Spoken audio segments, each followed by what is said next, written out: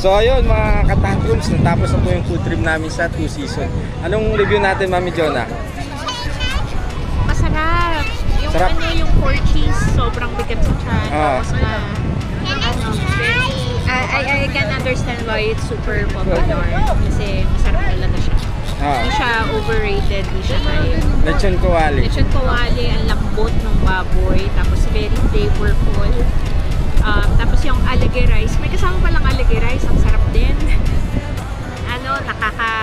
Mapaparami ka talaga ng kanin. Kaya kung ayaw nyo magkanin, huwag ka nyo orderin kung naka-diet kayo. Sarap lahat mga katangrums. Fries for the kids, na tikman ko naman masarap, naubos ni Scarlett, yung City. Then yung pasta.